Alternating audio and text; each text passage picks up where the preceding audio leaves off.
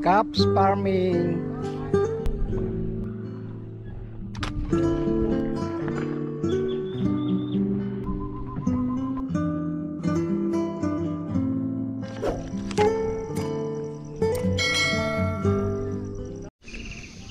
Magandang umaga mga ka-farmers.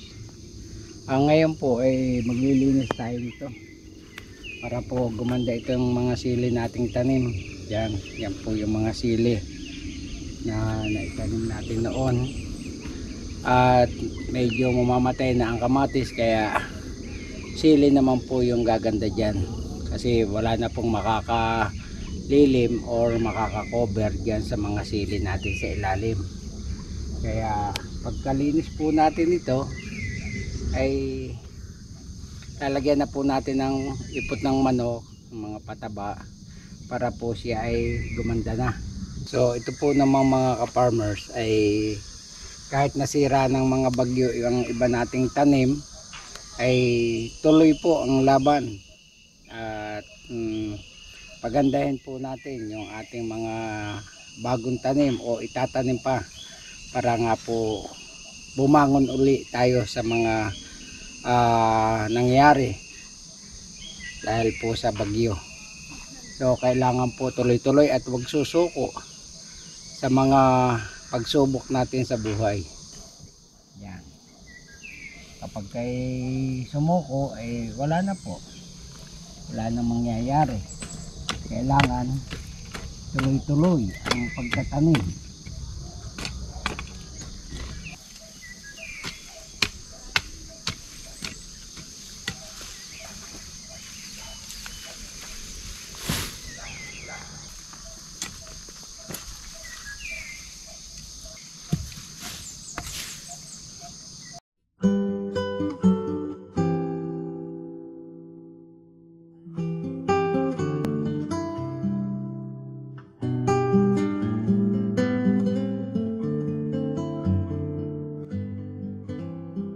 Ngayon po ay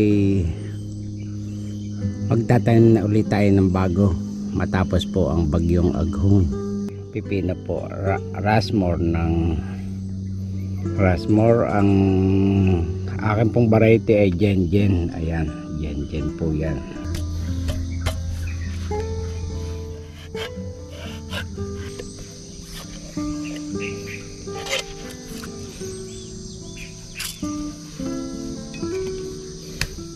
Sali natin dito para mabilis pag-dampot.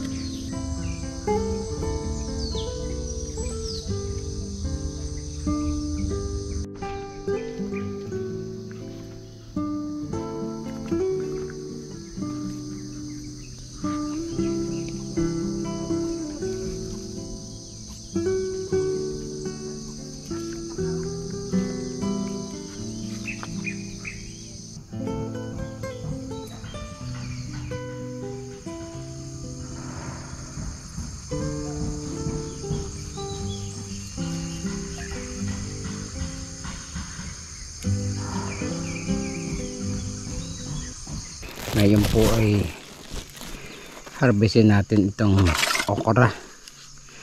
Ayan, okra po. May bulaklak pa. Ayan po ang okra natin.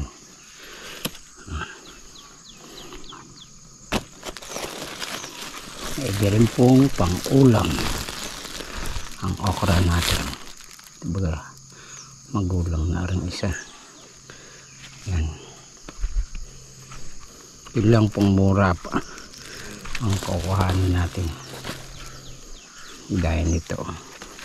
Ito mura pa po yan. So tubo na rin po ang ating mga itinanim na sitaw. Ayan po, sitaw to. Yan.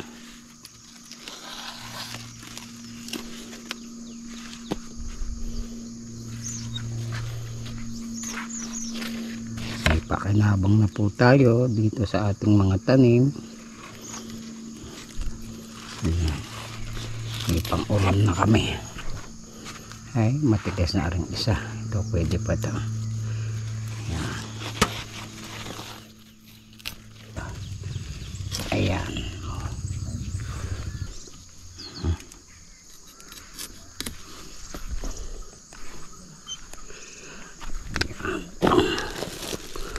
Susunod ay harvestin din po natin yung kangkong. Yeah. Pag naumpisahan pong kuhanan ang okra ay dire-diretso na po siya, tuloy-tuloy, at every 2 days or 3 days ay makaka-harvest na kayo ng ating mga tanim.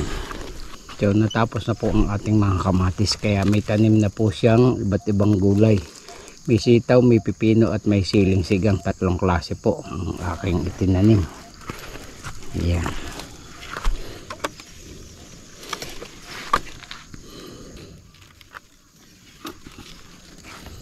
Talaga dito po tayo nabubuhay sa bukid, kaya tanim po ng tanim. Yun po ang kailangan, magtanim na magtanim at nang hindi po tayo magutom. Padami. Kailangan makuha po agad gawa ng gugulang na agad siya.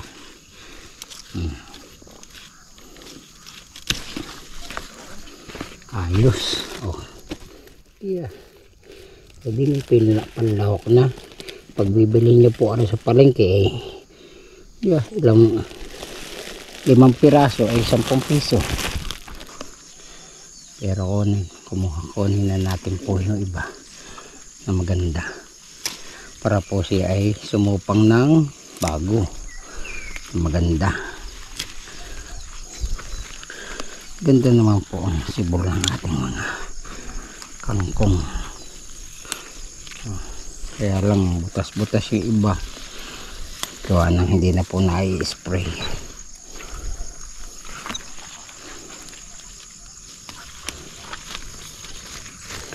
Kuha lang po tayo ng panlahok sa sinigang natin.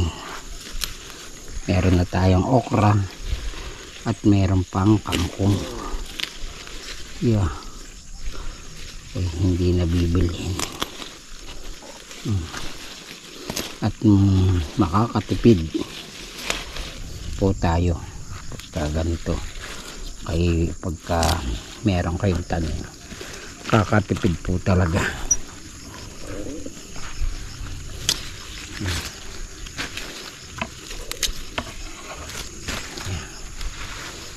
Sariwa, press na press ang ating mga gulay. Talagang approve po dito sa amin ang kangkong, kahit nasa upland po kasi kami, kaya ayan, ang ganda ng gulay.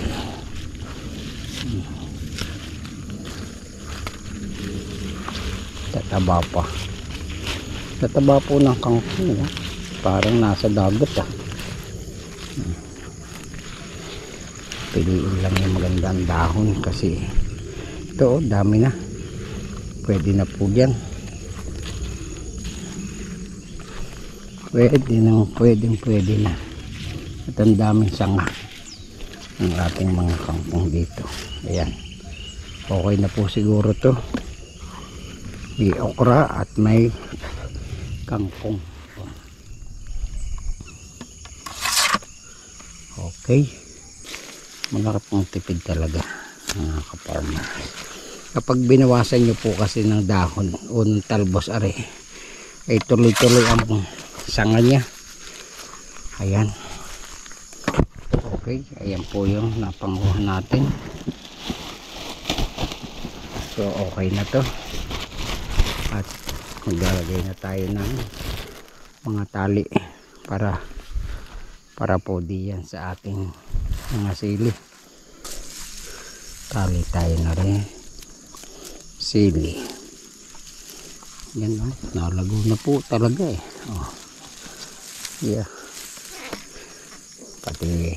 silbing gapangan na rin po ng mga sitaw. Ayan, kagaya nito. Sitaw po are. Talian natin para diretso ang gapang niya pataas.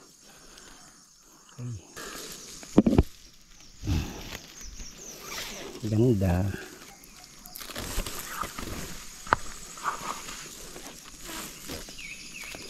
Ito po yung mga unang talim na sili. Kaya medyo nauna po siya lumaki. Kaya kailangan maayos.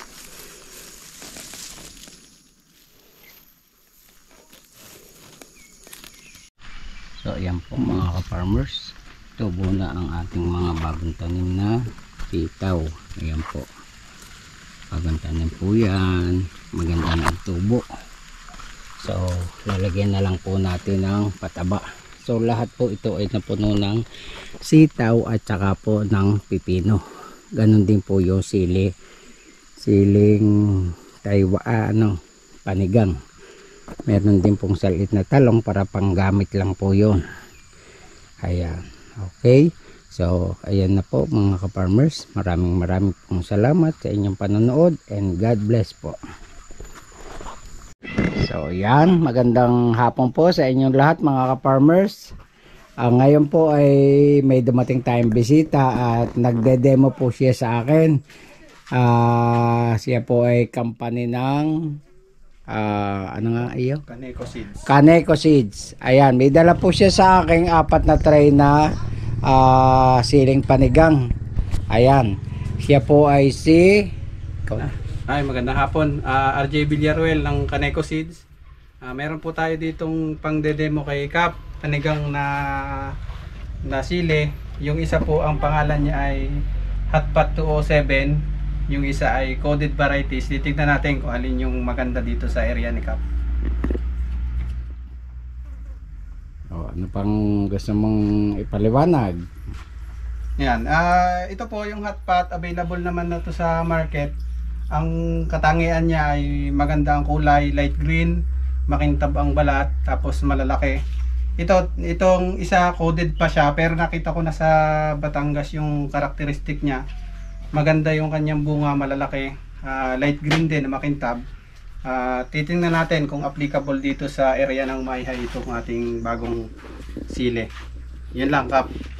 Babalikan ko after ng ilang araw, update namin kung anong status, tapos hanggang bumunga. Kapag maganda, mag-invite tayo ng farmer para makita ng kapwa natin farmer dito. Okay. So maraming salamat kay anong pangalan? RJ po, kay RJ sa kanyang demo dito sa kanyang dalang sili. So ito po ay tatanim ko doon sa isang part ng ating lupa doon sa Banda Ilaya. At doon po ako nagpapalinis. Kaya susubukan po natin i-try itong seeds niya. Gawa po siya ng Kaneco Seeds. Ayan, gaganda po, lalaki. At pwede nang itanim. Pananim na po talaga siya. Kaya itatry po natin. Ayan. Ito ipalilinis ko rin eh. Kaya lang hindi ko pa magawa. Gawa ng mayroon pa akong mga mga kamatis na dumadating. Nagtatanim ka dyan yung mga arugula. Oo. Yun, arugula, then lettuce, iceberg. So dati nga yun. Kailan ang tanim mo nun? Season mo? Dapat nga ngayon pagkatapos ng Mayroon din kami. Mayroon din kaming arugula, meron din kaming mga... Kaya lang dito, talo ng ulan. Kaya ba? nga, di ba yung last time na pinuntahan nung napunta ako, nagkakaroon ng black rat. Oo. Talo, pagka inulan na kami dito, kailangan sa iceberg at saka sa lettuce ay mga di bubong ba? Dapat siguro season nung kamatis kasabay siya. Oo nga. Yung tag-araw. Dapat. Kaya lang kamatis naman ang main crop nyo, hindi naman pwedeng ipawala yun. Ayun talaga ang hanap buhay namin. Yun talaga itiyatanim namin. Gawa ng, siyempre yun yung malaki at magandang pagkakitaan. Pag naman nalugi, yun din yung napakalaking lugi. Napakalaking lugi. Oo. Malaki ang kapital eh. Kaya nga. So subok muna sa ibang mga pananim kagaya niyan, siling panigang. Kaya susubukan muna natin to. Pero nakapag-try na ako ng siling panigang. Yun. Yan po. Ibang variety naman yun. Ito naman pong hotpot ay tinatanim na rin sa Liliw. Ay pala naman eh.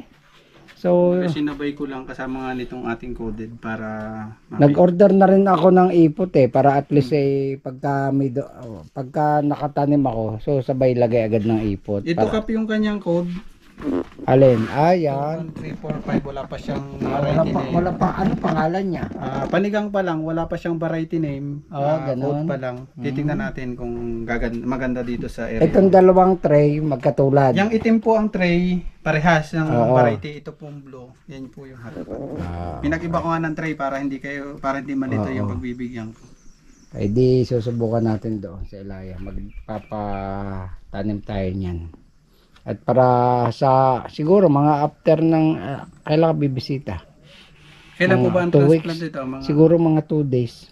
Kaya Mag-aayos pa naman eh. po yan, hindi pa naman yan. Hindi tatanggal. mamamatay or Diligin malalanta. nyo lang po kap. Ayos naman ngayon, kahit bukas nyo na po. Kahit Diligin, bukas nyo basa na pa siya, no? Basa pa. Oo, dito ko na lang iba kasi pag sa baba ay siguradong nako, ang alaga ko. Baka kay Oo, pusa nyo. delikado. Kaya dito ko siya pinalagay. Yan. So maraming salamat RJ. Siya po ay Bisitahin ko na lang ulit after ng siguro mga 2 weeks. Tingnan natin doon sa area nyo. Okay. So malapit naman lang yung area ko eh. Nakakapunta naman. Nakarating ka ba doon? Ayun. Nakakit naman. Okay. So doon natin tatanim siya. Tapos na kasi yung kamatis kaya Nakakapunta ko dati kap nung okay. sa ibang company. Oo.